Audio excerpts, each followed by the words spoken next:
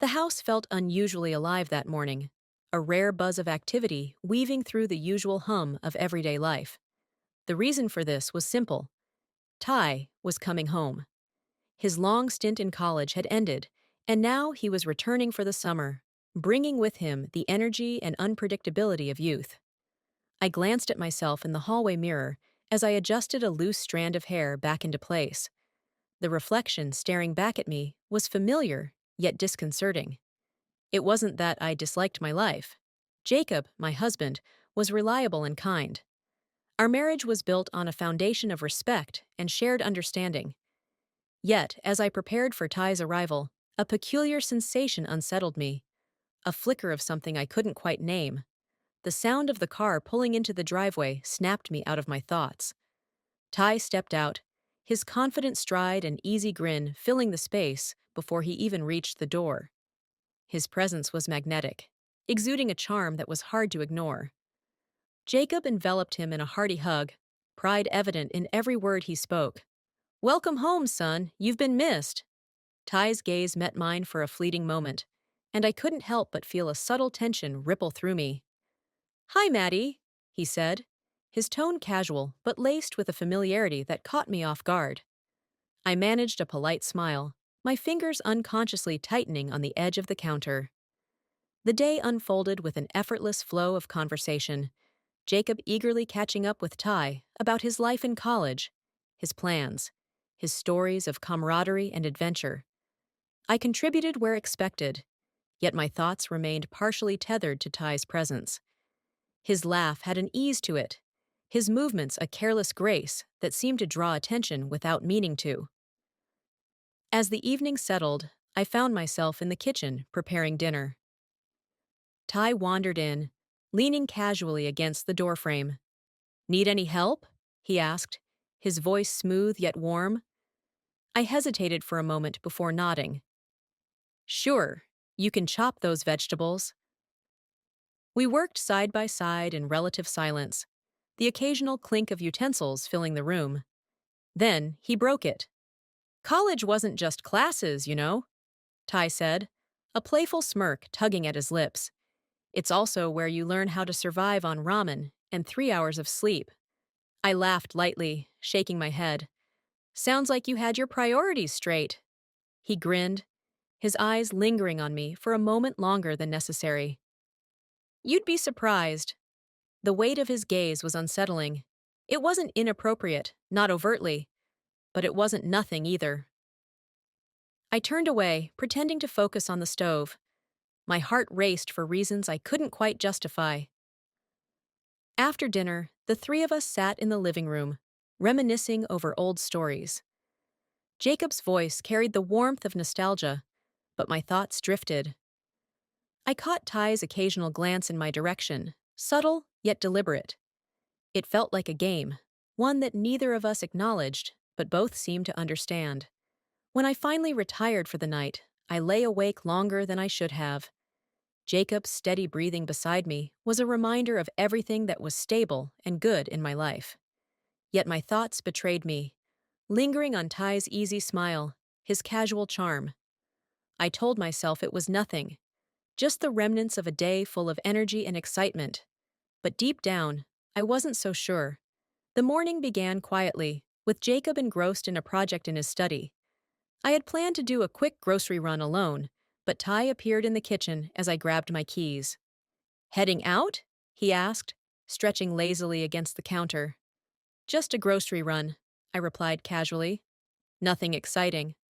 "Mind if I tag along?" he asked, his tone nonchalant, but his eyes alert. I hesitated. There was no reason to say no, yet a part of me wavered. "Sure, why not?" I finally said, forcing an easy smile. The drive started unremarkably. Ty scrolled through his phone, occasionally glancing out the window, but as the minutes passed, his usual charm surfaced. He leaned back in his seat, his voice light and teasing. "So, is this what adulthood is? Grocery runs and perfect suburban lawns?" he joked, a smirk curling his lips. I chuckled softly, keeping my eyes on the road. "Pretty much. Not as glamorous as college life, I imagine."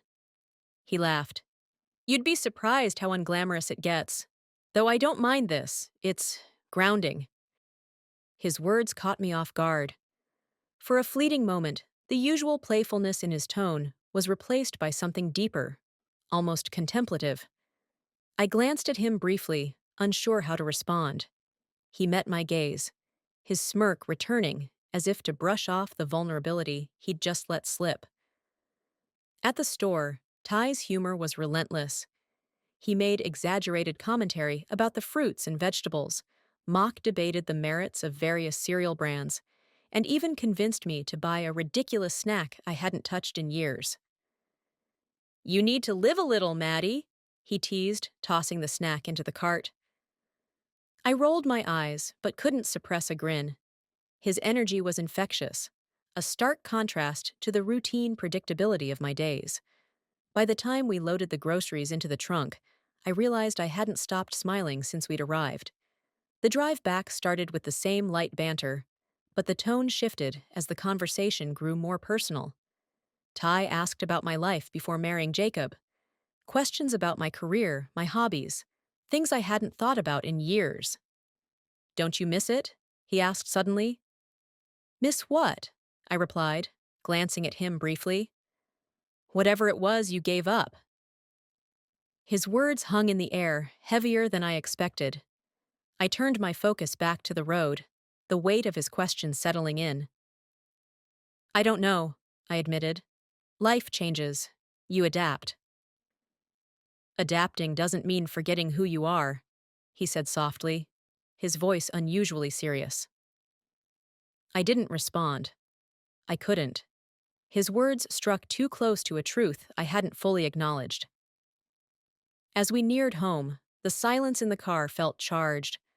I pulled into the driveway, shifted into park, and turned to thank him for coming along. But before I could speak, it happened. Ty leaned in, his movement almost imperceptible until it was too late to stop. His lips brushed mine, tentative, fleeting, but undeniably real. My breath caught, and for a split second, I didn't pull away. Then the reality of what had just happened hit me, and I jerked back. Ty, I started, my voice barely above a whisper.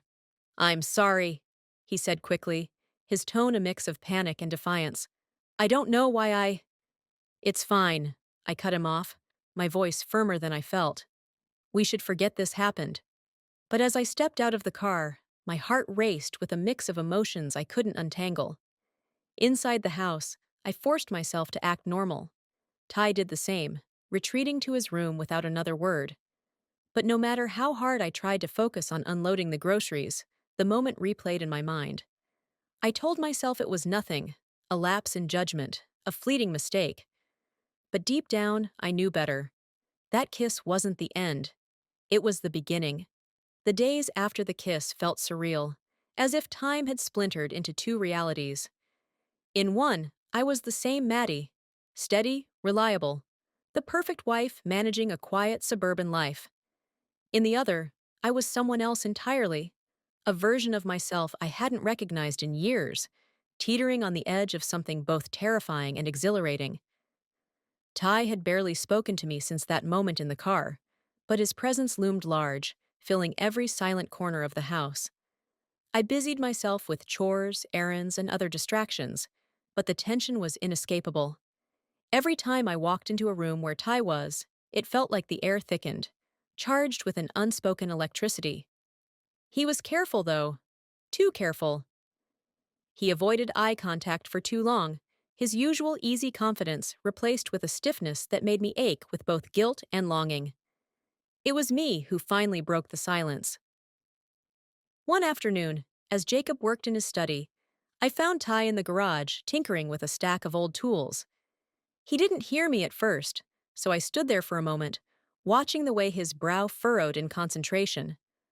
When I finally spoke, my voice sounded more casual than I felt. Need help with anything? He glanced up, startled. No, just trying to figure out if this thing still works. He gestured vaguely at an ancient power drill. I stepped closer, ignoring the flutter in my chest. Let me see. We spent the next 20 minutes in awkward collaboration. but something shifted in the quiet exchanges. At one point, our hands brushed as we passed the drill back and forth, and neither of us acknowledged it aloud. Yet the moment lingered between us, unspoken but undeniably real. It became a pattern. I started finding reasons to cross paths with him, small excuses that wouldn't raise suspicion, offering to fold his laundry when he left it in the dryer, asking for his help lifting something heavy, or just wandering into the kitchen at the same time he did. Each interaction was brief, almost innocent, but layered with an undercurrent I couldn't ignore. Ty began to relax around me, though his glances grew bolder. He didn't try to hide the way his eyes lingered when I entered the room, and I caught myself returning the looks, testing the limits of this fragile, unspoken connection. There were no words, no overt actions, just a simmering tension that seemed to grow with every passing day. But even as the bond between us deepened, Ty seemed conflicted. One evening, as we stood on the back porch watching the sunset, he spoke in a tone I hadn't heard before. "You know this is insane, right?" he said quietly, not looking at me. I didn't pretend to misunderstand. "What is?" "This," he said, gesturing vaguely between us. "Whatever this is." I swallowed hard, my hands gripping the railing for support. "It doesn't have to mean anything." He turned to face me then, his expression equal parts frustration and something else I couldn't quite name. "But it does, Maddie, and you know it." I didn't have an answer for him because he was right. Whatever this was, it wasn't nothing, but I couldn't let myself admit that aloud. Not to him, and certainly not to myself. Jacob remained blissfully unaware of the storm brewing beneath the surface. His cheerful demeanor and unwavering trust only made my guilt worse. He would beam with pride every time Ty shared a story about college, patting him on the back and calling him son, with such sincerity that it made my stomach churn. At night, when Jacob curled up beside me, his arm draped protectively over my waist, I would lie awake, my mind spinning with the weight of my secrets. And yet, I couldn't stop. The thrill of Ty's attention was intoxicating, filling a void I hadn't even realized existed. I knew I was playing a dangerous game, but I told myself I could keep it under control, that I wouldn't let it go too far. But deep down, I knew the boundary I was trying to walk was already crumbling beneath my feet. The morning was crisp, the kind that teased with the promise of spring, though the air still carried a sharp chill. I had been avoiding Ty as much as possible since our last conversation, telling myself that distance would help untangle the confusion in my head. But the truth was, I didn't want to stay away. That morning, Jacob suggested I join Ty at the gym. "You've been saying you want to get back into a routine," he said, his voice casual but encouraging.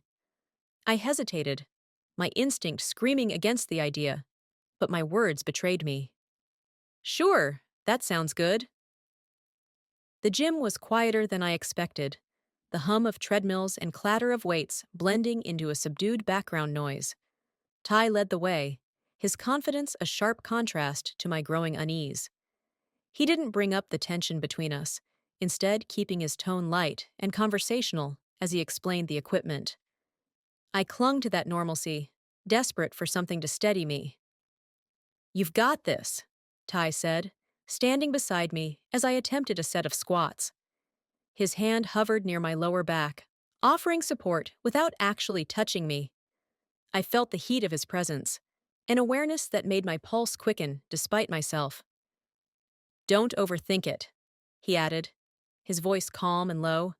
"Just focus." I exhaled, following his instructions. When I faltered, his hand finally met my back, firm yet careful. The contact was brief, but it sent a spark through me that I couldn't ignore. I glanced up at him, and his gaze met mine, steady and unreadable. For a moment, the world around us seemed to dissolve, leaving just the two of us in an inexplicable, magnetic pull. "Try again," he said softly, his voice breaking the spell. The session continued, punctuated by moments like that. Small, charged exchanges that neither of us acknowledged aloud. By the time we moved to the stretching mats, the air between us felt almost suffocating. I told myself it was just adrenaline, the rush of exertion clouding my judgment. But I knew better. As I stretched my arms overhead, Ty stood across from me, mirroring my movements. His eyes lingered, no longer cautious but deliberate, and the weight of his attention sent a shiver down my spine. "You're good at this," I said, desperate to break the silence. My voice came out steadier than I expected. He smirked. "I have a good student." The words were innocuous, but the way he said them wasn't. I felt my resolve slipping, my carefully constructed walls crumbling with every passing second. It happened as we were leaving. The locker rooms were empty, the soft hum of fluorescent lights the only sound. I turned to thank him, intending to keep it brief, but the words caught in my throat when I saw the look in his eyes. "Ty," I began, but he stepped closer, cutting me off. "I can't keep pretending this isn't happening," he said, his voice low but urgent. "Can you?" I didn't answer. I couldn't. My heart pounded as he closed the distance between us, his gaze searching mine for permission. And then he kissed me. This kiss wasn't like the first, a fleeting mistake we both tried to deny. It was deliberate, filled with an intensity that left no room for hesitation. His hands rested lightly on my arms, grounding me even as the world seemed to tilt. I should have pulled away, I knew that. But instead, I leaned into him, surrendering to the rush that overtook every rational thought. When we finally broke apart, I stepped back, breathless and shaken. "We can't," I started, but my voice trailed off. Ty's expression was conflicted, torn between defiance and guilt. "I know," he said quietly, "but that doesn't change anything." We left the gym in silence, the weight of what had just happened pressing heavily on both of us. I drove home in a daze, my mind racing with thoughts I couldn't control. Every line I had sworn I wouldn't cross was now a distant memory, blurred by the intensity of the moment. As I walked into the house, Jacob greeted me with a warm smile, asking about the workout. I forced myself to respond, to play the part, but inside, I was unraveling. Ty and I were on a path neither of us could control, and I knew it was only a matter of time before everything fell apart. Days blurred into one another, yet the tension in the house only grew sharper. Ty's presence felt unavoidable, like an invisible thread that pulled me toward him no matter how hard I tried to resist. Every time he entered the room, my pulse quickened, my resolve crumbling little by little. And it wasn't just me. Ty seemed to seek me out, his attention lingering longer, his words carrying undertones I couldn't ignore. Jacob, ever the loving and attentive husband, began to notice the shift. At first, it was subtle, an occasional furrow of his brow when I seemed distant or distracted. But as time went on, his questions became more pointed. "You've been quiet lately," he said one evening as we sat together on the couch. His arm draped across my shoulders, a gesture that once brought comfort, but now felt suffocating. "Just tired," I replied, forcing a small smile. "The gym sessions with Ty are more intense than I expected." He chuckled, his expression softening. "Well, I'm glad he's motivating you. It's good to see you taking time for yourself." The guilt hit me like a wave. Jacob's trust was unwavering, his affection constant, and yet here I was, caught in a storm of my own making. I wanted to tell him everything, to confess and beg for forgiveness, but the words stayed lodged in my throat. How could I destroy the life we'd built over something I couldn't fully explain even to myself? Meanwhile, Ty became bolder. His glances turned into lingering stares, his casual touches brushing the boundaries of propriety. One afternoon, as I folded laundry in the living room, he appeared in the doorway, leaning casually against the frame. "You've been avoiding me," he said, his voice low but steady. I didn't look up. "I've been busy." "Busy running from this?" He stepped closer, his tone carrying a mix of frustration and something else, something raw and unguarded. Ty, stop, I said, finally meeting his gaze. This has to end. Whatever this is, it can't continue. His jaw tightened, his eyes flashing with a combination of hurt and defiance. You think you can just walk away from it? From me? I don't have a choice, I replied, my voice trembling. This isn't fair to anyone. Not to Jacob, not to you, not to me. For a moment, he said nothing, his expression unreadable. Then, he turned abruptly, leaving the room without another word. I thought that would be the end of it, that my words had finally drawn a line in the sand. But I was wrong. The distance I tried to create only seemed to fuel Ty's determination. He found reasons to be near me, helping with household tasks, lingering in the kitchen while I cooked, even offering to run errands together. Every interaction felt like a test of my willpower, a reminder of the lines I'd already crossed. One evening, as I stood on the back porch, trying to clear my mind, Ty joined me. The air was cool, the distant hum of crickets filling the silence. He didn't speak at first, just stood beside me, his presence both a comfort and a torment. You can't keep pretending this isn't real, he said finally, his voice quiet but firm. I turned to him, my frustration bubbling to the surface. What do you want from me, Ty? To throw away everything? To ruin my marriage? My life? His gaze didn't waver. I don't know what I want, but I know I can't stop thinking about you, about us. His words hung in the air, heavy with meaning. I wanted to push him away, to tell him he was wrong, but I couldn't, because deep down, I knew he wasn't. Inside the house, Jacob's voice called out, breaking the spell. Maddie, everything okay out there? I stepped back, the distance between Ty and me suddenly feeling like a lifeline. Yeah, just getting some air, I replied, my voice steadier than I felt. Ty didn't move, his eyes following me as I walked back inside. Jacob was waiting in the kitchen, a concerned look on his face. You sure you're okay? He asked, his hand brushing my arm. I nodded, forcing a smile. Just a long day. But as I lay awake that night, staring at the ceiling, I knew things couldn't continue like this.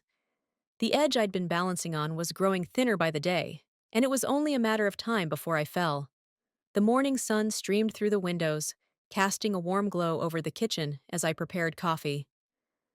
Jacob's voice carried from the living room, light and cheerful as he suggested we spend the day outside. It's beautiful out, he said. Let's get some fresh air for a change. Ty appeared moments later, his easy grin in place, as though the weight of the past weeks didn't exist. I nodded, forcing a smile, and we all headed to the backyard, Jacob carrying a soccer ball, Ty with his usual casual swagger. The garden had always been Jacob's pride, a place he nurtured with the same care he gave to our marriage. It was here, amidst the flowers and trimmed hedges, that the morning unfolded. Jacob suggested a casual game of catch to loosen up. Ty and I exchanged a brief glance, neutral, almost too careful, before joining in. At one point, Ty picked up a small branch from the ground and tossed it toward me, his eyes glinting with a mischievous playfulness. Think fast, Maddie, he called out. The branch landed lightly against my arm, and I laughed despite myself, the sound breaking through the thick tension that had settled between us. Jacob stood a few feet away, watching the exchange with an expression I couldn't quite decipher. I brushed off the moment, focusing instead on Jacob's laughter as he kicked the soccer ball toward Ty. But something about the way Jacob's gaze lingered made my stomach twist.